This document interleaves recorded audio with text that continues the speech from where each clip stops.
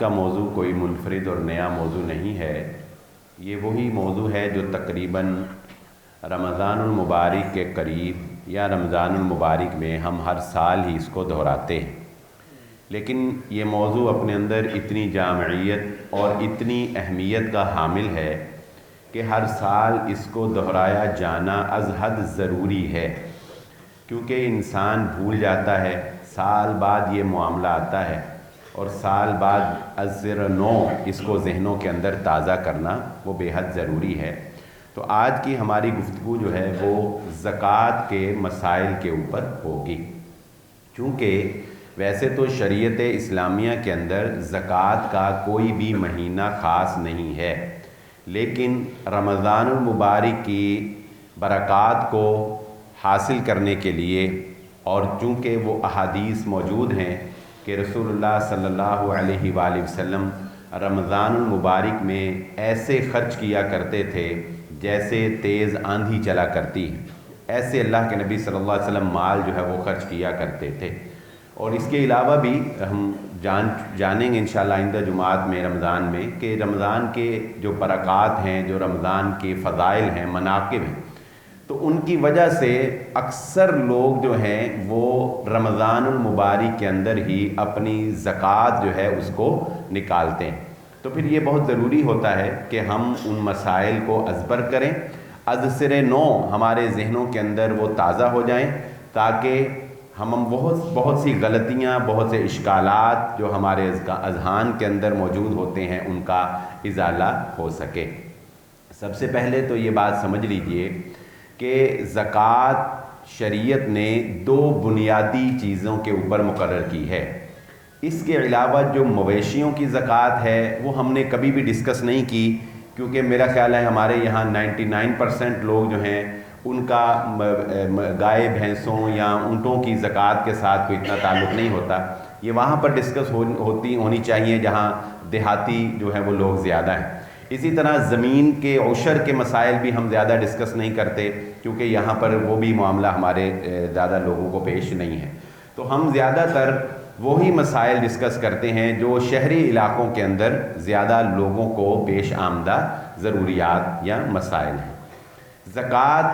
جس طرح کہ شاید آپ کو یاد ہوگا، میں نے ایک جمعہ پڑھایا تھا جس میں میں نے یہ بات آپ کے سامنے رکھی تھی کہ اگر ہم اپنے اسلامی امور کو انگریزی مہینوں کے ساتھ چلانے کی کوشش کرتے ہیں تو اس میں کتنے نقصانات ہوتے ہیں، یہ شاید آپ کو یاد ہو۔ تو ان میں ایک بات یہ بھی تھی کہ زکوٰۃ کا حساب بھی انگریزی مہینے کے ساتھ نہیں کرنا، اسلامی مہینے کے ساتھ کرنا ہے۔ ایک تو یہ بات سمجھ لیں، اگر کوئی رمضان المبارک کے اندر کرتا ہے، یکم رمضان کو کرتا ہے تو بہت اچھی بات ہے، کیونکہ رمضان اسلامی مہینہ ہے، برکتوں والا مہینہ بھی ہے اور اسلامی مہینہ بھی ہے، تو اس اعتبار سے وہ انگریزی مہینے والی جو غلطی ہے، ایک سال کی زکوٰۃ جو کھائے جانے کا ڈر ہے، وہ ڈر بھی جو ہے وہ اس میں نہیں رہتا۔ زکوٰۃ فرض کب ہوتی ہے؟ اس میں دو بنیادی چیزیں ہیں۔ نمبر ایک، جس عورت یا مرد کے پاس 7.5 تولے خالص سونا موجود ہوگا یا اس سے زیادہ، 7.5 تولے پورا یا اس سے زیادہ، اس نے اپنے 7.5 تولے سونے کے اوپر 2.5%، 40واں حصہ جسے کہیں گے، وہ زکوٰۃ ادا کرنی ہے۔ یعنی 1 لاکھ روپے پر 2500 روپیہ زکوٰۃ کی مد میں ادا کرنا ہوتا ہے۔ یہاں یہ بات میں نے بطور خاص کہی ہے کہ خالص سونا، اس کا مطلب کیا ہے کہ اگر کسی کے پاس 7.5 تولے زیور ہے تو اس کے اوپر زکوٰۃ نہیں ہوگی، کیونکہ زیور سونے میں ملاوٹ کر کے بنتا ہے۔ 7.5 تولے اگر زیور ہوگا تو اس میں خالص سونا جو ہے وہ 7.5 تولے سے کم ہی ہوگا، ٹھیک ہے نا؟ تو زکوٰۃ جو ہے وہ 7.5 تولے خالص سونا جو ہے اس کے اوپر ہوگی۔ تو اگر کسی کے پاس 7.5 تولے زیور ہے تو وہ کیلکولیٹ کیا جا سکتا ہے بڑی آسانی سے کہ اس میں سونا جو اصل ہے وہ کتنا ہے۔ تو اس اعتبار سے جو ہے وہ 7.5 تولے سونا جس کے پاس پورا ہوگا وہ اس کے اوپر 2.5% زکوٰۃ دے گا، اور 52.5 تولے چاندی جس کے پاس ہوگی وہ اس کے اوپر زکوٰۃ دے گا. اور اس میں ایک بڑی اہم شرط ہے جسے اصطلاح میں، فقہ کی اصطلاح میں حول کہا جاتا ہے. یعنی یہ جمع سونا یا جمع چاندی جو ہے یہ آپ کے پاس 1 سال تک جمع رہنی چاہیے. 1 سال پورا، یعنی یکم رمضان کو آپ کے پاس 7.5 تولے سونا تھا اور اگلے یکم رمضان تک وہ 7.5 تولے سے نیچے نہیں گیا، اوپر ہی رہا. اوپر چاہے جتنا مرضی بڑھتا رہا، 11 12 50 100 اوپر اپ ڈاؤن ہوتا رہا، کوئی مسئلہ نہیں. لیکن اگر 7.5 تولے سے سال کے دوران کم ہو گیا، 5 تولے رہ گیا کوئی مہینے کے لیے، تو پھر وہ سال کٹ گیا. پھر دوبارہ اگر آپ کے پاس 7.5 تولے ہوتا ہے تو پھر دوبارہ وہاں سے سال جو ہے وہ شروع ہوتا ہے. لیکن ایسا اتفاقاً ہونا چاہیے، اس میں پری پلاننگ جو ہے، بد نیتی جو ہے وہ شامل نہیں ہونی چاہیے. جیسا کہ بعض خواتین جو ہیں وہ یہ سوال کرتی ہیں کہ ہمارے پاس 7.5 تولے سونا ہے، تو اب زکوٰۃ سے بچنا کہہ لیں اس کو، یا وہ چاہتی ہیں کہ چلو زکوٰۃ نہ دینی پڑے. تو وہ کہتے ہیں کہ جی ہم نے 7.5 تولے سونا ہے ہمارے پاس ہے، یا 9 تولے سونا ہے، تو 3 تولے میں نے یہ اپنی بیٹی کے نام کر دیا، اور 3 تولے اپنی ایک بیٹی کے نام کر دیا، اور 3 تولے جو ہے یہ میں نے اپنے پاس رکھ لی. تو اب اس طرح وہ 3 تولے کر کے جب وہ ڈیوائیڈ ہو گیا تو زکوٰۃ تو نہ رہی نا. یہ ایک ہیلہ ہے، جہاں تو آپ اپنی بیٹی کو اس کا مالک بنا دیں، اس کو دے دیں، وہ اس کو اپنی مرضی سے خرچ کر سکے، پھر تو ٹھیک ہے. لیکن محض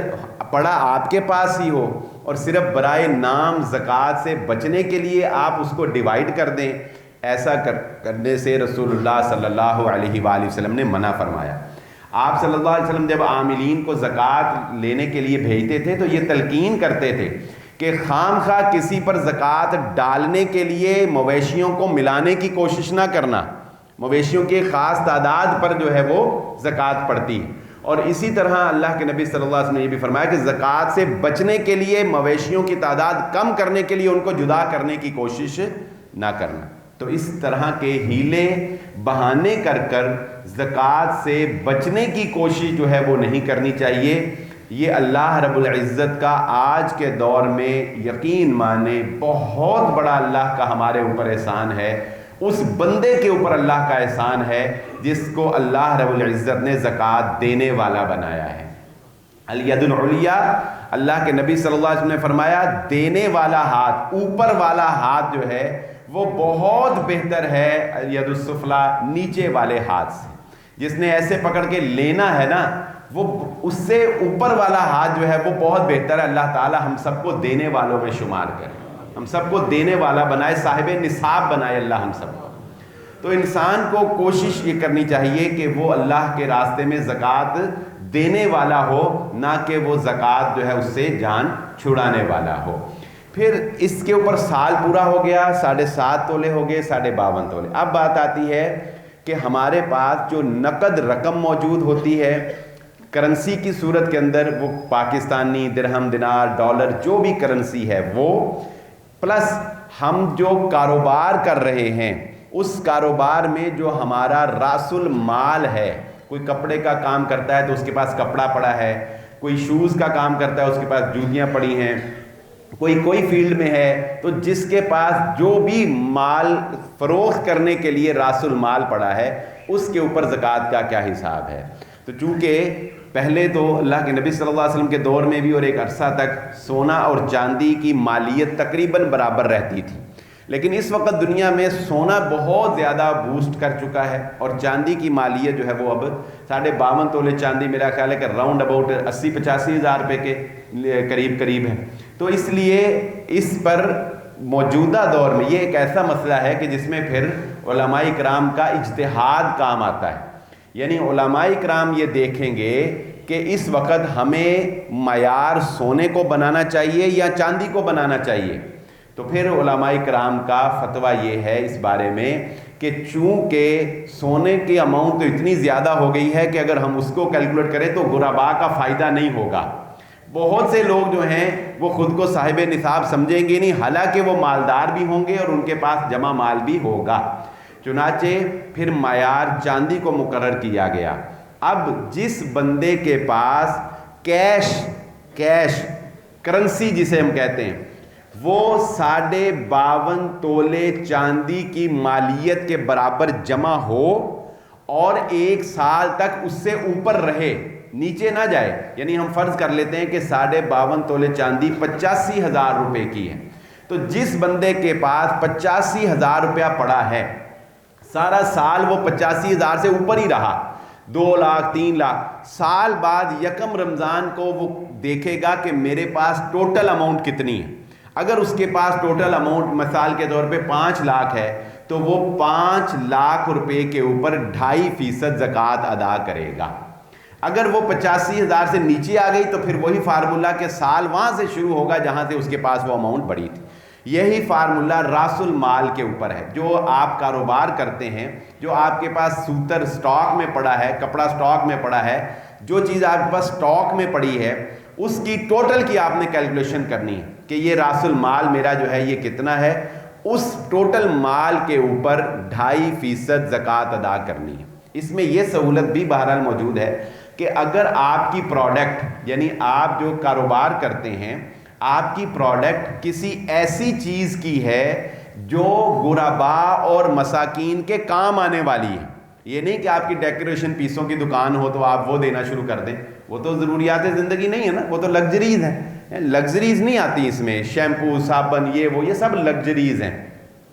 ضروریات زندگی، مثلا ضروریات زندگی میں کیا ہے؟ روٹی ہے، کپڑا ہے، مکان ہے، تعلیم ہے، علاج ہے۔ یہ 5 چیزیں اس وقت جو موجودہ دور میں بنیادی ضروریات ہیں جو انسان کی زندگی گزارنے کے لیے۔ اگر آپ کی جو کاروبار کی نوعیت ہے وہ کسی ایسی چیز سے وابستہ ہے جو مسکین غربا کے بنیادی ضروریات میں سے ہیں، تو آپ اپنی وہ چیز بھی زکوٰۃ میں دے سکتے ہیں۔ مثلا کپڑے کی ہی ہم مثال لے لیتے ہیں، کپڑا ایک بنیادی ضرورت ہے۔ اگر آپ کا کاروبار کپڑے کا ہے تو ضروری نہیں ہے کہ آپ ساری زکوٰۃ پیسوں کی صورت میں دیں۔ آپ یہ سمجھتے ہیں کہ کچھ لوگ ایسے ہیں کہ جن کو کپڑے کی ضرورت ہے، لیکن اس میں بات پھر وہی آ جاتی ہے، یہ نہیں ہونا چاہیے کہ جڑی لاٹ ویکدی نہیں چل رہا زکوٰۃ چپا دے، جڑا کپڑا ڈیمیج ہو گیا چل رہا زکوٰۃ چپا دے، یہ نہیں ہوگا۔ زکوٰۃ اللہ کے راستے میں دینا ہے تو پھر وہ چیز دینی ہے جو تمہیں سب سے زیادہ پسندیدہ ہے۔ زکوٰۃ کے معاملے میں رسول اللہ صلی اللہ علیہ وسلم نے اعتدال کا حکم دیا ہے، نہ یہ شریعت کہتی ہے کہ تم سب سے قیمتی کپڑا دے دو، اور نہ شریعت یہ کہتی ہے کہ تم ڈیڈ آئٹمز جو ہیں وہ زکوٰۃ میں دو۔ ہاں، وہ نارمل آئٹمز جو تمہاری ریگولر سیل ہو رہی ہیں، یہ نہیں کہ ہوتے قیمت نارمل ہو لیکن نکرے سائڈ تے لگی ہوئے تو بندہ کہ یار سال پورا ویکی نہیں، چلو انہوں زکوٰۃ چپا دیں۔ رننگ آئٹم نیتیں اللہ جانتا ہے، آپ خود کو دھوکہ دے سکتے ہیں، لوگوں کو دے سکتے ہیں، اللہ کو تو نہیں دے سکتے، تو وہ چیزیں آپ جو ہیں وہ زکوٰۃ کی مد کے اندر لوگوں کو کپڑا بھی جو ہے وہ دے سکتے ہیں سوٹوں کی شکل میں، یا اس طرح جوتے ہیں، جوتا بھی ایک بنیادی ضرورت ہے، پہننے میں آتا ہے، تو وہ بھی آپ زکوٰۃ میں دے سکتے ہیں۔ اور اس کے علاوہ جو ہے وہ پیسے، خواتین اکثر یہ سوال کرتی ہیں کہ ہم اپنے پرانے سوٹ وغیرہ جو جمع ہمارے پاس شادیوں کے پڑے ہوئے ہیں، بڑے بڑے مہنگے بنے، کیا وہ ہم زکوٰۃ کی مد میں دے سکتی ہیں؟ تو دیکھیے بات پھر وہی آ جاتی ہے، اگر آپ نے ایک لہنگا 4 لاکھ روپے کا اپنی شادی پہ بنوایا تھا، آج 15 سال بعد کیا مارکیٹ میں وہ 4 لاکھ روپے کی اس کی ویلیو ہے؟ کیا وہ 4 لاکھ کا بکے گا؟ آپ اس کو بیچنے جائیں نا، اس کی ویلیو تو تب پتہ چلے گی جب وہ مارکیٹ میں سیل پرائز اس کی کیا ہے۔ تو اگر کوئی خاتون یہ سمجھتی ہے کہ اس نے اپنے قیمتی جوڑے زکوٰۃ کی مد میں دینے ہیں تو وہ اس کی کرنٹ ویلیو لگوائے گی، وہ مارکیٹ میں بھیجے ان کو اور دیکھے کہ دکاندار یا کوئی خریدار کتنے کی خریدتا ہے، جتنے کی کوئی خریدنے کے لیے تیار ہوگا اتنے کی بیچ کر چاہے پیسے صدقہ کر دیں یا وہ سوٹ ہی آپ جو ہے وہ صدقہ کر دیں۔ کاروباری حضرات بڑی اچھی طرح یہ جانتے ہیں، بس اوقات کوئی چیز لاکھوں کی نہیں کروڑوں کی ہوتی ہے، کروڑوں کی زمینیں لوگوں کی پڑی ہوئی ہیں لیکن کوئی خریدنے والا ہی نہیں، مالیت تو ہے بھئی اس کی 6 کروڑ کی، لیکن کوئی گاہک ہی نہیں اس زمین کا، کوئی خریدار ہی نہیں اس زمین کا، تو اب بندہ کہے کہ یہ 6 کروڑ میں نے زکوٰۃ میں ڈال دی، ایسے نہیں ہو سکتا۔ تو اسی طرح وہ مہنگے جوڑے اس وقت ان کی ویلیو ہوگی اگر وہ کوئی خریدنے والا ہو، تو پھر آپ اس کی ویلیو لگوا کے جو ہے وہ دے سکتے ہیں. اگر وہ ویلیو ہی نہیں ہے ان کی تو پھر ان کو جو ہے وہ زکوٰۃ کے اندر جو ہے وہ شمار نہیں کیا جا سکتا ہے. اسی طرح یہ مسئلہ بھی اکثر لوگوں کو زیر پیش رہتا ہے کہ کیا پراپرٹی کے اوپر زکوٰۃ جو ہے وہ ہے یا نہیں ہے. تو یہ بات سمجھ لیجئے کہ وہ چیزیں جو ہمارے استعمال میں آتی ہیں، یعنی ہماری رہائش کا گھر ہے، ہماری گاڑی ہے، ہمارے کچن کے سامان ہیں، ہمارے بسترے ہیں، ہمارے سوٹ وغیرہ ہیں، شوز ہیں، وہ ساری چیزیں جو ہمارے استعمال میں آتی ہیں ان کے اوپر زکوٰۃ نہیں ہے. اسی طرح فیکٹری میں جو مشینری استعمال ہوتی ہے اس مشینری کے اوپر بھی زکوٰۃ نہیں ہے. اس مسئلے میں اکثر لوگ جو ہے وہ تھوڑا تذبذب کا شکار رہتے ہیں اور یہ مسئلہ اتنا کلیئر نہیں ہوتا کہ آیا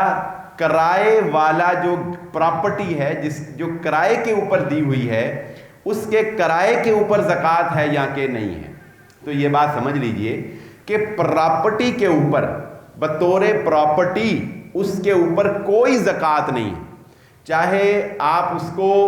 کھیتی باڑی کے لیے استعمال کر لیں، چاہے آپ نے اس کو پلے لینڈ بنایا ہو، چاہے آپ نے اس کو کچھ بھی کیا ہو، چاہے آپ نے اس کو کرائے پر ہی کیوں نہ دیا ہو، نہ اس پراپرٹی کے اوپر زکوٰۃ ہے اور نہ ہی اس پراپرٹی سے حاصل ہونے والے کرائے کے اوپر زکوٰۃ. کرائے کے اوپر کوئی زکوٰۃ نہیں. آپ بے شک 1 کروڑ روپیہ کرایہ لے رہے ہیں،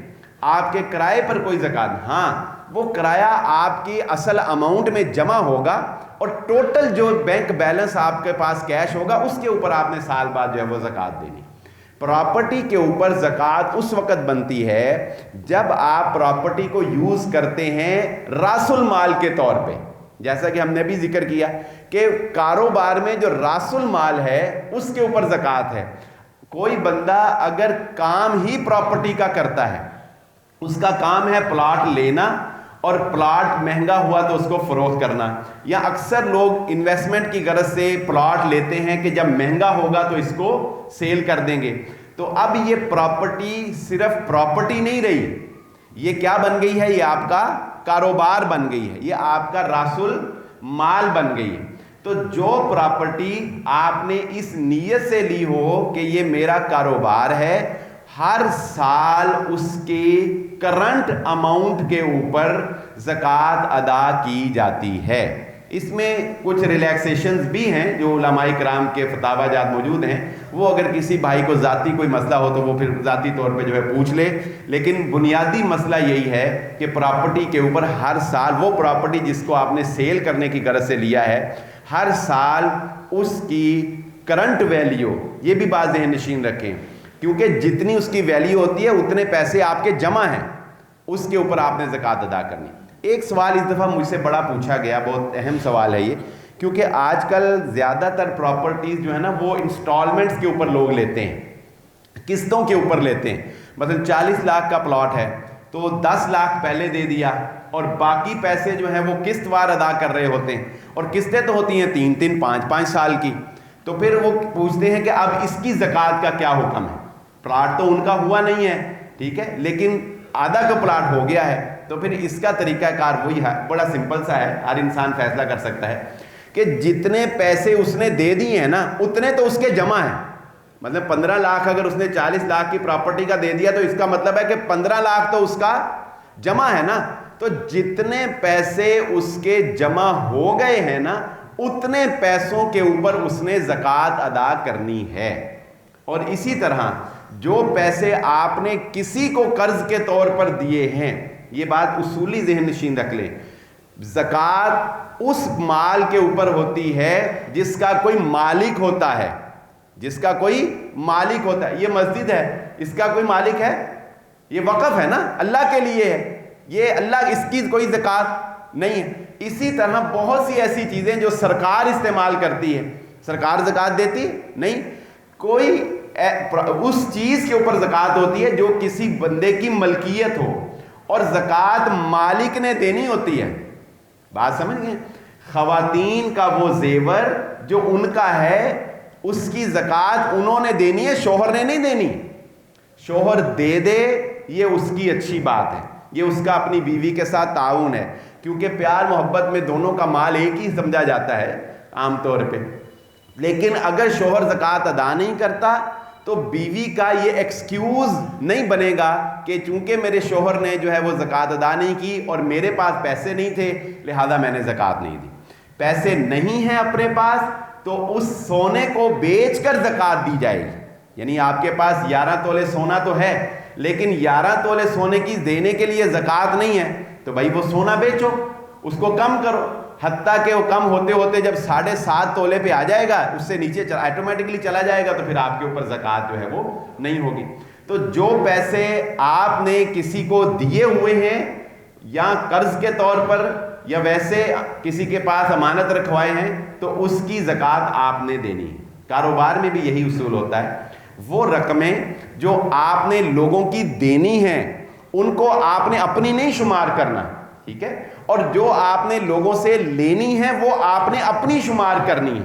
یعنی ایک آدمی نے اگر 1,00,000 روپیہ لینا ہے اور 50,000 روپیہ دینا ہے تو اس کے پاس صرف 50,000 ہی ہے،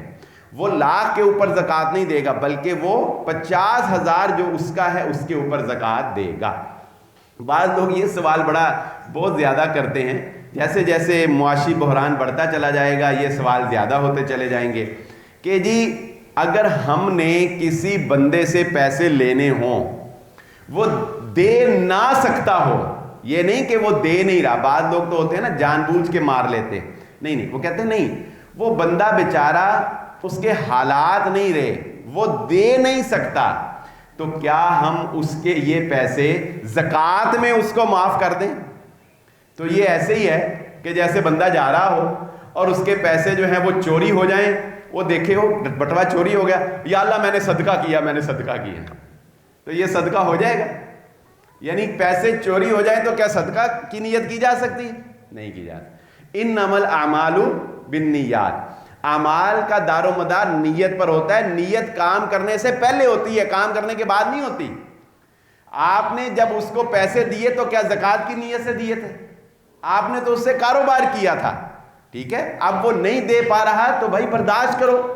یا اس کے اوپر کیس کرو یا کچھ بھی کرو، لیکن اس کو زکوٰۃ کی مد میں اللہ کے کھاتے میں ڈال کے اللہ کے نام پر کٹوانے کی کوشش کرنا یہ دھوکہ ہے، یہ فراڈ ہے، یہ خود کو جو ہے وہ بے وقوف بنانے والی بات ہے کہ ایک بندہ پیسے نہیں دے رہا، وہ مر گئے ہمارے تو ہم کہتے ہیں کہ چلو زکوٰۃ تو دینی ہے لہذا وہ مرے پیسے اس کو کر دیں۔ بعد لوگ کہتے ہیں جی پھر انہوں پھڑا کے پھر لے لئیے، انہوں پھڑا کے پھر لے لئیے، میں کہا انہیں گھر بھیجو نا پھر دیکھو تانوں دیندا کہ نہیں دیندا۔ وہ جڑا بیچارہ پہلے مر رہا ہے اس کو لکھ پڑھاؤ، انہوں کہا اللہ تینوں میں 13 لاکھ دیتا، ہن منوں زکوٰۃ ہن منوں دے دے، میں تینوں زکوٰۃ دیتی ہن تو منوں میرا ادھار دے دے۔ یہ سب ہیلے بہانے جو ہے نا یہ ہمیں نہیں اختیار کرنے چاہیے۔ بات وہی آ جاتی ہے کہ انما الاعمال بالنیات، یہ یہاں سے جو فیصلے ہونے ہیں نا وہ آپ دھوکہ نہیں دے سکتے۔ الاثم ما حاق فی صدرک وکرہت ان یطلع علیہ الناس، گناہ وہ ہے جو دل کے اندر کھٹکا پیدا کر دے۔ سمجھتے ہیں کہ شاید کسی کو جب ہم پیسے دے رہے ہوتے ہیں تو ہمیں اس کو یہ بتانا چاہیے کہ ہم تمہیں صدقہ دے رہے ہیں یا ہم تمہیں زکوٰۃ دے رہے ہیں یا ہم تمہیں گفٹ دے رہے ہیں، یہ بتانا چاہیے۔ ایسی کوئی پابندی شریعت نے عائد نہیں کی ہے۔ آپ جس مستحق بندے کو پیسے دے رہے ہیں قطعاً اس کو یہ بتانے کی ضرورت نہیں ہے کہ ہم تمہیں کس مد میں پیسے دے رہے ہیں، اس کی حوصلہ افزائی کریں، بلکہ اس بات کو چھپائیں کہ آپ اس کو زکوٰۃ دے رہے ہیں، اس کو یہ محسوس نہ ہونے دیں کہ آپ اس کو زکوٰۃ دے رہے ہیں، اس کو پروٹوکول کے ساتھ جو ہے وہ پیسے دیں، اس کی توہین کر کے یا اس کی تذلیل کر کے یا اس کو تانا دے کے یا اس کو نیچا دکھا کے اگر آپ اس کی ہیلپ کر رہے ہیں تو آپ نے اپنی نیکی اس کو ویسے ہی ضائع کر لیا۔ نہ صرف ضائع کر لیا بلکہ وبال جان بن گئی، وہ کل قیامت کے روز پکڑ لے گا اللہ آپ کو کہ تم میرے نام پہ مال دیتا تھا اور چودر چمکاتا تھا، یعنی پیسے بھی دیتا تھا اور اپنی چودراہٹ بھی چمکاتا تھا۔ ہم نے تجھے دیا تھا تیری آزمائش کے لیے کہ تو دوسروں کے اوپر خرچ کرتا ہے یا نہیں کرتا، اور تم اسی مال کے بلبوتے پر لوگوں کو فرض ادا کرتا تھا اور ان کے اوپر اپنا حق جو ہے وہ جتلاتا تھا۔ اس لیے یہ بات سمجھ لیجئے کہ قطعاً ضرورت نہیں ہے، آپ کسی کو دیتے ہیں، زکوٰۃ دیتے ہیں، صدقہ دیتے ہیں، ویسے دیتے ہیں اپنے مال میں سے، تو کوئی ضرورت نہیں ہے کہ آپ اس کو مینشن کریں، اس کو بتائیں کہ یہ جی ہم نے تمہیں جو ہے وہ زکوٰۃ کے پیسوں میں سے دی ہے، بتا کر زکوٰۃ ادا کرنا یہ قطعاً ضروری نہیں ہے۔ انما الصدقات للفقراء والمساکین، زکوٰۃ کے جو مصارف اللہ رب العزت نے بیان کیے ہیں، 8 کے قریب مصارف ہیں جو اللہ رب العزت نے سورۃ التوبہ آیت نمبر 60 میں اللہ رب العزت نے ان کو بیان کیا ہے۔ اس میں سب سے بنیادی جو ہمارے لیے سب سے اہم جو ضروری ہیں، انما الصدقات للفقراء والمساکین والعاملین علیہا والمؤلفۃ قلوبہم، للفقراء والمساکین، تمہارے صدقات یعنی زکوٰۃ جو ہے یہ فقراء اور مساکین کے لیے ہے، والعاملین علیہا، اور جو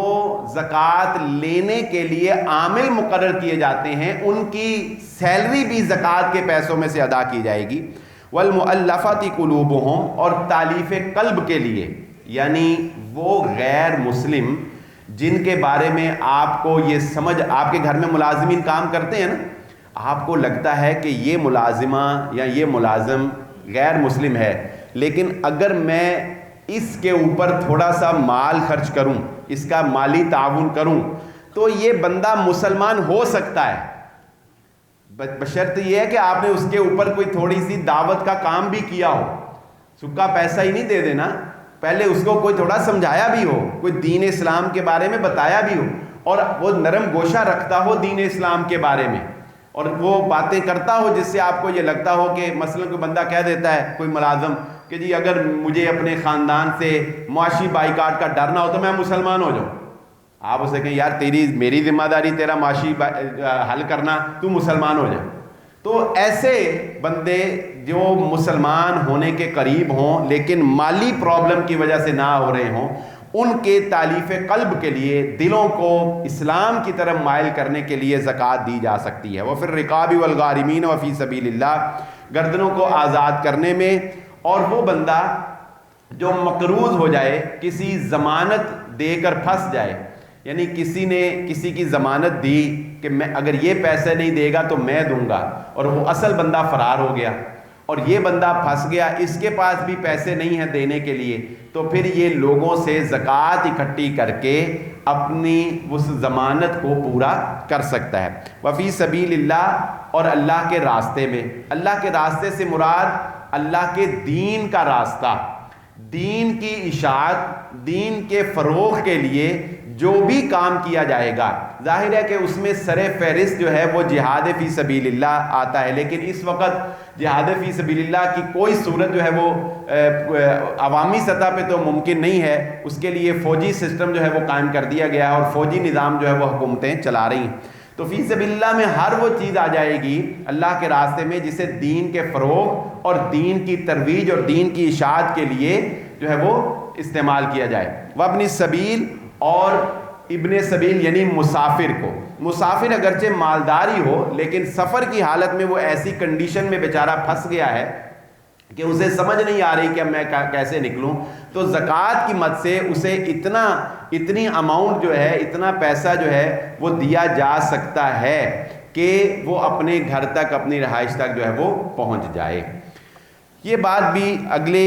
بڑی اہم ہے کہ زکوٰۃ دینے کے لیے کرائیٹیریا کیا ہے کہ مسکین کون ہے اور فقیر کون ہے۔ فقیر اور مسکین تو ہم نے کہہ دیا، لیکن یہ کیسے سمجھ آئے گی کہ فقیر کون ہے اور مسکین کون ہے؟ تو فقیر وہ ہے جس کے بارے میں رسول اللہ صلی اللہ علیہ وسلم نے ایک حدیث میں یہ بات ارشاد فرمائی کہ اس کے علاقے کے لوگ یہ جانتے ہوں کہ اس بندے کے گھر فاقہ آ گیا ہے، اس بندے کے گھر کیا آ گیا ہے؟ فاقہ آ گیا ہے، اس کو فقیر کہیں گے۔ اور مسکین وہ ہے کہ مسکین کی پہچان فقیر کے مقابلے میں مشکل ہوتی ہے۔ مسکین سفید پوش آدمی ہوتا ہے اور یہ بیچارہ بہت مشکل سے سروائیو کر رہا ہوتا ہے۔ آج کے معاشرے میں اس کو پہچاننے کی بہت ضرورت ہے، اور ان کو تعریفون بسیماہم، ان کو قرآن کہتا ہے آپ ان کے چہروں کے اوپر پائے جانے والی سیڈنس افسردگی اور غمگینی کو دیکھ کر آپ پہچانیں گے کہ یہ بندہ جو ہے یہ ضرورت مند۔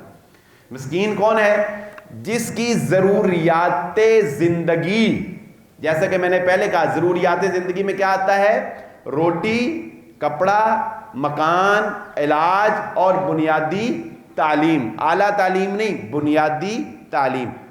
جس بندے کی ضروریات زندگی جو ہیں وہ اس کی آمدن سے زیادہ ہو جائیں، اسے زکوٰۃ دی جا سکتی ہے۔ اس کا ناجائز استعمال نہیں کرنا چاہیے، اس میں لگژریز بالکل نہیں آتی۔ جیسا کہ کسی بیٹی یا بیٹے دونوں کی شادی کے لیے، شادی ایک بنیادی ضرورت ہے نا، سنت رسول اللہ صلی اللہ علیہ وسلم ہے اور بنیادی ضرورت، اگر کوئی بچی یا بیٹا مالی طور پر یہ حیثیت نہیں رکھتا کہ وہ شادی کروائے تو آپ زکوٰۃ سے اس کی شادی کروا سکتے ہیں، لیکن بات وہی آ جائے گی، وہ شادی ایسی نہیں ہوگی جس میں لگژریز آئیں گی، جس میں لاکھوں کا لہنگا آئے گا، جس میں بیوٹی پارلر آئے گا، نہیں، وہ ایسی شادی نہیں ہوگی۔ ہاں، وہ شادی وہ ہوگی جو موجودہ دور کے تقاضوں میں سادگی کے ساتھ جو ہے وہ کی جائے گی۔ تو سادگی کے ساتھ شادی پر آپ ایک ایسٹیمیٹ لگا سکتے ہیں کہ ایک سادگی سے شادی کی جائے تو اس پہ 1,00,000 سوا لاکھ 1.5 لاکھ اتنا خرچہ آتا ہے، تو ٹھیک ہے، جس میں کچھ بنیادی سی چیزیں بچی کو جو ہے وہ ضرورت ہے، بچے کو ضرورت ہے، تو وہ آپ اس کا خرچہ جو ہے وہ شادی کا زکوٰۃ کی مد میں سے بھی کر سکتے ہیں۔ حالات اتنے گمبھیر ہو گئے ہیں، اللہ تعالیٰ سب کے اوپر رحم فرمائے۔ ایسے ایسے سوالات آتے ہیں کہ دل پریشان ہو جاتا ہے کہ لوگوں کے حالات جو ہیں وہ یہاں تک پہنچ چکے ہیں۔ ایک اولاد کے لیے ماں باپ سے بڑھ کے کیا ہو سکتا ہے، یا ماں باپ سے بڑھ کے ماں باپ کے لیے اولاد سے بڑھ کے مجھے بتائیں کیا ہو سکتا ہے؟ سب کچھ انسان اپنی اولاد کے اوپر لگا دیتا ہے، اور اولاد بھی بلا شبہ نافرمان ناہنجار نہ ہو، اللہ کے کوئی ہوتے ہیں ایسے، لیکن اکثریت الحمدللہ ایسی ہی ہے کہ والدین اور بالخصوص بیٹیاں والدین سے شدید محبت کرنے والی ہوتی۔ تو آج کل یہ سوال بھی ہم سے کیا جا رہا ہے کہ کیا والدین اپنے بچوں کو زکوٰۃ دے سکتے ہیں؟ کیا بچے اپنے والدین کو زکوٰۃ دے سکتے ہیں؟ اور بالخصوص یہ سوال بہت کیا جاتا ہے کہ کیا بیٹیاں اپنے ماں باپ کو جو ہے وہ زکوٰۃ دے سکتی ہیں؟ تو بہرحال اصولی بات سمجھ لیجئے وہ کیا ہے، باقی اخلاقیات تو اپنی جگہ انسان قائم رکھنے کی کوشش کرتا ہے۔ وہ افراد جن کی کفالت کرنا آپ کے ذمے ہے، آپ کی ذمہ داری ہے، جب تک ذمہ داری میں ہیں تب تک آپ ان کو زکوٰۃ نہیں دے سکتے، جب تک ذمہ داری میں۔ مثال کے طور پہ خاوند کی ذمہ داری ہے کہ وہ اپنی بیوی کی کفالت کرے، آخر تک مرتے دم تک کرے، جتنی بھی اس میں مالی استعداد، اس لیے خاوند کبھی بھی اپنی بیوی کو زکوٰۃ نہیں دے سکے۔ البتہ بیوی کی ذمہ داری نہیں ہے کہ وہ خاوند کی کفالت کرے، چنانچہ بیوی خاوند کو زکوٰۃ دے سکتی۔ اسی طرح جب تک بیٹیاں ماں باپ کے گھر میں ہیں، جب تک بیٹیاں ماں باپ کے گھر میں ہیں، ان کی کفالت ماں باپ کے ذمے ہے۔ اس لیے جب تک بیٹیاں گھر میں ہیں ماں باپ ان کو زکوٰۃ میں سے پیسے دے سکتے نہیں۔ جب وہ اپنے گھر چلی جائیں گی اب وہ بیٹیاں ماں باپ کی کفالت میں نہیں رہی، اب ان کا کفالت کا ذمہ دار ان کا شوہر بن گیا ہے۔ اس لیے اگر ماں باپ، پہلی کوشش میں یہاں یہی کہوں گا یہ ہونی چاہیے کہ زکوٰۃ سے ان کو بچائیں، لیکن بسا اوقات حالات اجازت نہیں دیتے، انسان نہیں کر سکتا، تو پھر ان کو زکوٰۃ کی مد سے بھی پیسے دیے جا سکتے ہیں۔ اسی طرح بیٹیاں جب اپنے گھروں کو ہو جائیں اور ان کے پاس بھی کوئی وسائل نہ ہوں اور ماں باپ جو ہیں وہ مستحق ہوں، تو پھر بیٹیاں جو ہیں وہ بھی اپنے ماں باپ کو زکوٰۃ کے پیسوں میں سے پیسے دے سکتی ہیں، لیکن بیٹے کبھی نہیں دے سکتے، کیونکہ بیٹے کے اوپر ماں باپ کی کفالت کرنا وہ آخر دم تک وہ اس کی ذمہ داری ہے۔ اس لیے بیٹا کبھی بھی چاہے وہ اپنا پیٹ کاٹے جو مرضی کرے وہ کبھی بھی اپنے ماں باپ کے بارے میں یہ نہ سوچے کہ میں ان کو زکوٰۃ کے پیسوں میں سے جو ہے وہ ان کی پرورش کروں گا۔ بیٹا جو ہے وہ ہر صورت اپنے اصل مال میں سے اپنے ماں باپ کی کفالت کرنے کا ذمہ دار ہے۔ یہ رسول اللہ صلی اللہ علیہ وآلہ وسلم کی وہ تعلیمات ہیں، اور زکوٰۃ کے احکامات اس حد تک ہمارے اوپر فرض کر دیے گئے ہیں کہ جن کی اہمیت اور فضیلت پر میں زیادہ گفتگو اس لیے نہیں کرتا کیونکہ الحمدللہ یہاں پر موجود جتنے سننے والے ہیں وہ کم از کم زکوٰۃ کے انکاری نہیں ہیں یا زکوٰۃ کی اہمیت اور فضیلت سے آشنا ہیں۔ اس کے لیے میں صرف ایک بات ہی آپ لوگوں کے گوش گزار کر دینا چاہوں گا کہ زکوٰۃ کی ادائیگی اتنی اہم ہے کہ حضرت ابوبکر صدیق رضی اللہ تعالی عنہ نے ان لوگوں کے خلاف لشکر بھیج دیے تھے جنہوں نے نبی صلی اللہ علیہ وآلہ وسلم کی وفات کے بعد زکوٰۃ دینے سے انکار کیا تھا۔ مسلمان ہو گئے وہ، لیکن جب اللہ نے قرآن میں اقیم الصلاۃ کہا، نماز قائم کرو، وہاں آتوا الزکاۃ بھی کہا، زکوٰۃ ادا کرنے والے، جب نماز کہی تب اللہ رب العزت نے زکوٰۃ کا حکم بھی دیا۔ چنانچہ حضرت ابوبکر صدیق رضی اللہ تعالیٰ عنہ نے کہا کہ اگر کوئی نبی صلی اللہ علیہ وسلم کی حیات مبارکہ میں ایک رسی بھی دیتا تھا نا زکوٰۃ میں، اور وہ مجھے دینے سے انکار کرے گا تو میں اس کے خلاف لشکر کشائی کروں گا یہاں تک کہ وہ زکوٰۃ دینے کے اوپر آمادہ ہو جائے۔ یہ حضرت ابوبکر صدیق رضی اللہ تعالیٰ عنہ کا منکرین زکوٰۃ یا زکوٰۃ کا انکار کرنے والوں کے خلاف حضرت ابوبکر صدیق رضی اللہ تعالیٰ عنہ کا ایکشن تھا۔ اس کے علاوہ بہت سے لوگوں کے مسائل ایسے ہوں گے جو ہم یہاں پہ ڈسکس نہیں کر سکے ہوں گے۔ بہت سے معاملات آج کل اتنے جدید طریقے سے لوگ کاروبار کر رہے ہیں کہ بندہ ویسے ہی دماغ ہی گھوم جاتا ہے بندے، اتنے پرسنٹ ہو دے، اتنے پرسنٹ میرے، ادھے پراپرٹی تیری ہو جائے گی، جو پیسے بدے جان گے تو قبضہ ملتا جائے گا۔ وہ حیران ہو گیا۔ ہمارے ساتھ ایک پراپرٹی سیل ہوئی نا 75 کروڑ روپے کی، انہوں نے ایسی ڈیل کی، وہ میرے سامنے میرا ساری چکرا گیا۔ اللہ کی ایسے یعنی اس طرح پیسے جائیں گے، اس طرح پراپرٹی جائے گی، اس طرح شیئر ملتا جائے گا، جتنے پیسے جائیں گے اتنا کرایہ ملتا جائے گا، وہ کرایہ ایسے جمع ہوتا جائے گا، وہ پتہ نہیں، حیران ہو گیا۔ تو آج کل تو مسائل ہی اتنے آگے ہیں کہ ڈیل ہی اتنی عجیب و غریب شکلوں کی ہو رہی ہیں، تو اس میں سے پھر زکوٰۃ کے مسائل کو کور کرنا وہ کیسے ممکن ہے۔ بہرحال بنیادی باتیں میں نے کوشش کی ہیں کہ جو ہمارے روزمرہ میں زکوٰۃ کے مسائل میں سے جو ہے وہ ہوتی ہیں ڈسکس، وہ ہم ان کو بیان کر لیں۔ باقی اگر کسی بھائی کا کوئی مسئلہ رہ جائے گا تو وہ انشاءاللہ جمعے کے بعد مجھ سے پوچھ سکتا ہے۔ اللہ رب العزت ہم سب کو